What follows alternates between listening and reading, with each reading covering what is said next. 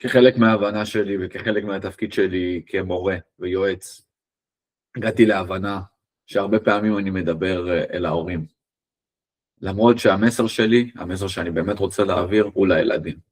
עכשיו, ילדים יקרים, אני רוצה שתדעו שכרגע אני מסתכל ומדבר איתכם בגובה העיניים, מהסיבה שאני חושב שאתם הרבה יותר חכמים מההורים שלכם.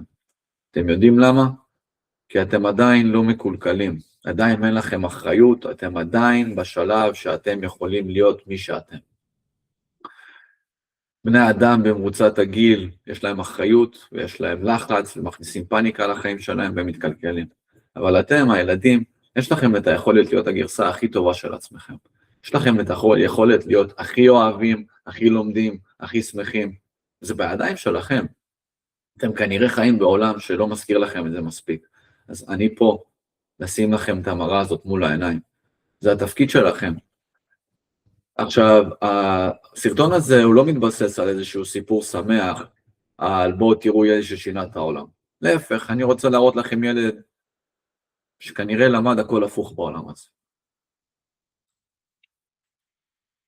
מורה בבית ספר יסודי ביבנה פונתה לבית חולים מחוסרת הכרה לאחר שתלמיד זרק עליה כיסא.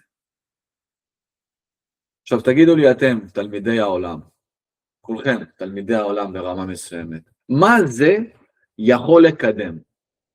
מה הקידום? מה הערך המוסף? מה הבונוס פה? מה בתהליך הזה הוא תהליך טוב או בריא או הגיוני או מועיל? אם הילד לא רוצה ללמוד או הילד סובל בבית הספר, לך הביתה. עדיף שילדים ילכו הביתה מאשר שהם יהיו אלימים ומאשר שהם יעשו דברים שהם על סף הפליליים. זה לא על סף, זה פלילי, לזרוק כיסא על הילד שלך זה פלילי, פשוט עניין הענישה מגיל 18 ומטה הוא מורכב יותר. הילד לא לומד בבית הספר, הילד פוגע, אתה יכול ללכת הביתה, עדיף. אני אפילו, אין לי שום משמע למורה, לא אומר שהיא לא עשתה שום דבר שהפעיל טריגר אצלו, אבל היום תסתכלו מה קורה ברשתות. כמות האלימות שקורית בלי שום סיבה רק הולכת וגדלה. ואתם יודעים למה אתם עושים את זה? כי אתם משועממים. אתם יודעים למה אתם משועממים? כי אתם לא יודעים מי אתם לא יודעים מה אתם מייצגים בעולם. אתם רוצים להיות מעניינים, אתם רוצים להיות שונים, אבל אין לכם מושג במה אתם שונים. עכשיו, השוני היחיד בבני אדם זה בכמה חכמים אתם ובכמה הלב שלכם גדול. את זה לא רואים ברשתות החברתיות. את זה גם אף אחד לא יראה ברשתות החברתיות. אתם חיים בעולם עם מסך, אתם חיים בעולם שתשומת לב זה הדבר היחיד שמעניין אתכם, רק שזה תשומת לב שקרי. כי תשומת לב אמיתית זה אני מתבונן פנימה כלפי עצמי וכלפי הערכים שלי. ואתם רוצים שאנשים מבחוץ יסתכלו עליכם. זה למה יש כל מיני טרנדים בטיקטוק של אנחנו עולים על קרוסלה ומסכנים את החיים שלנו, למה אנחנו חוסמים רכבים בכביש. הערך העצמי שלכם כל כך נמוך שאתם מחפשים להקריב את הגוף שלכם בשביל שמישהו יצפה בזה ויגיד, הבחור הזה מעניין. עכשיו אני לא כועס עליכם, אתם גדלתם לטורנדו טכנולוגי, יש סחרחורת סביב הטכנולוגיה. זה חזק מאיתנו, זה גדול מאיתנו, זה יצא מגדר השליטה, זה יצא, ממש, לגמרי. אבל, וזה אבל הגדול, יש בכוחכם את היכולת למצוא משמעות אמיתית לחיים שלכם. עכשיו אני לא פה להגיד לכם מה המשמעות. יכול להיות שהמשמעות זה לעזור למישהו, יכול להיות שהמשמעות זה לגלות משהו חדש. בפועל, לכל מה שתעשו אין שום משמעות בחיים חוץ מהדבר הבא. האם אתם אנשים טובים? עכשיו הסיבה היא מאוד פשוטה. לא כי לאחר החיים אתם תגיעו לגן עדן או גיהנום. בשטות הזאת אני לא מאמין. גן עדן זה מה שאנחנו יוצרים לעצמנו בחיים עצמם. הסיבה היא פשוטה כי בן אדם שמצא את הערכים הטובים שלו ויודע למה הוא קם בבוקר, זה בן אדם שהולך לישון שמח ויקום שמח ויחיה כל יום שמח. אותו ילד שזרק את הכיסא, אני לא חושב שזהו, זה המוצא האחרון, אין הזדמנות שנייה. אתם תופתעו לגלות שאני מאמין שגם לפושעים הרבה יותר גדולים יש זכות וצורך בהזדמנות שנייה. אבל את המקרה הזה צריך לקחת כמראה, וכמקרה מפתח, וללמד את הילד, להסביר לו שזה פעם אחרונה. כי אם זה לא פעם אחרונה, הדרך שלו לכלא היא קרובה מאי פעם. עכשיו, אני לא יודע בזבוז גדול יותר של חיים מאשר לשבת בכלא. אין בזבוז יותר גדול. תגידו לי, אתה יושב מול היוטיוב, מקליט סרטונים, זה סוג של כלא טכנולוגי? כן, אבל אני עושה אותו מבחירה, אני נהנה, כי אני יודע שעל הסרטונים שלי מישהו יקשיב, ואני יודע שמישהו ילמד. אתם יכולים להגיד לי שאני רודף את אותו צומי שרודפים אנשים ביוטיוב, או רודפים אנשים ברשתות החברתיות. רק השאלה, מה אני עושה בסרטונים שלי? על מה אני מדבר? אני תפקידי להעביר מסרים של אהבת חינם ואהבה עצמית וטוב יוצר טוב. אם אתם חושבים שיש יותר מדי כאלה, עניין שלכם, עניין אישי, עניין פרטי. אני לא באמת צריך את תשומת לב שלכם.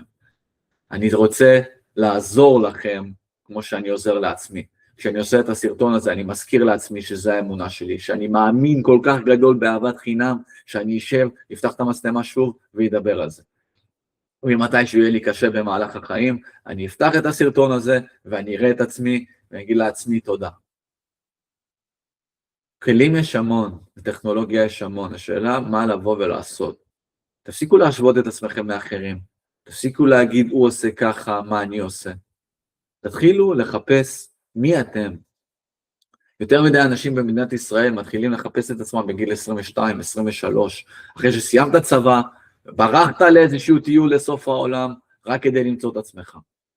תתחילו לעסוק בשאלות האלה כבר היום. לא מה אתה רוצה להיות, שוטר. לא שיש בעיה עם להיות שוטר, להפך, אני חושב שזה אחד הדברים הכי מוערכים שיש, שמקבלים הכי מעט הערכה מהעולם, ממש. אחד הדברים הכי בזויים שאתם יכולים לראות לגבי ערך היום של אנשים, זה כמה מעט הם מעריכים שוטרים, למרות שזה אחד הגופים היחידים שיבואו לעזור לכם כשתהיו בצרה.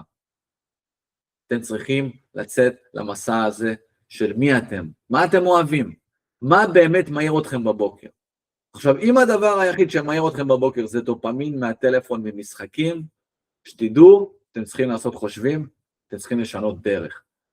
כי הדרך הזו היא מפחידה. אני מסתובב בעולם בעיניים פקוחות, אני נמצא כרגע בפריז. בפריז אפשר לראות תופעה הכי מפחידה שקיימת. כמויות של הומלסים שחיים ברחוב, אין להם בית, אין להם אוכל, אין להם קורת גג. מה שיש להם זה טלפון וחיבור לאינטרנט ודופמין זמין. אז הם ישכבו, זרוקים על הרצפה ויתעקרו שם בטלפון. וזה מה שאני לא מאחל לאף אחד מאיתנו להיות. אני רוצה למנוע את זה. אני רוצה שיהיה לכם מספיק כלים אמיתיים לחיים, כלים אנושיים, איך להרגיש את עצמכם, מהו רגש, איך לדבר עם אחרים, מהי האינטליגנציה הרגשית שלכם, מהי כנות, מהי שיחה פתוחה, מהי אהבה ללא תנאים. אחר כך נוסיף לזה גם מיומנויות למידה וידע ומחשבים ושפות, זה בונוס נחמד. אבל הדבר הראשון שאתם צריכים ללמד את עצמכם כל יום מחדש, הוא איך להיות בן אדם טוב יותר, שמח יותר. אם עוד לא גיליתם את הדרך שלכם לבוא ולעזור לאחרים, אני אביא לכם את הטיפ האולטימטיבי. לא משנה באיזה גיל אתם, תמצאו מקום של התנדבות, בו אתם יכולים לתת למישהו שיש לו פחות. העובדה שאתם בין אנשים בריאים ושמחים, יכולה להיות מספיק כדי לעזור לבן אדם אחר. לא צריך להיות רופא על, לא צריך להיות מהנדס, לא צריך להיות פסיכיאטר, לא צריך להיות מורה. לפעמים בן אדם בריא עם כוונות טובות, יכול להיות העוזר הטוב ביותר. תמצאו את המסגרת ההתנדבותית הזאת, לבוא ולתת מעצמכם. אם אתם ילדים קטנים ואתם עדיין מה שנקרא, לא עצמאים, תגידו לאמא, אמא, שמעתי על הדבר המדהים הזה שנקרא התנדבות, בואי בבקשה ננסה את זה ביחד, בואי נמצא איזושהי מסגרת, בואי ניתן למישהו אחר. כל זה צריך להיות חלק מהדבר החשוב ביותר, וכל מסגרת משפחתית צריך להיות מחשבה ושיח פתוח. מי אנחנו כמשפחה? מה הערכים שלנו? מה אנחנו רוצים שיזכרו אותנו? ומה המנטרה המשפחתית שלנו? וככל שאתם תמצבו את הערכים שלכם סביב עזרה לאחר, סביב קבלה ללא שיפוטיות, אתם תתקרבו או תעשו קפיצת מדרגה ענקית לתיקון עולם, לתיקון עולמכם, שהחיים שלכם לא יהיו לשווא, שיהיה להם משמעות, שאתם תרגישו אותם בכל נשימה, שאתם תאהבו אותם בכל נשימה, ואתם תמיד תרצו עוד מהם.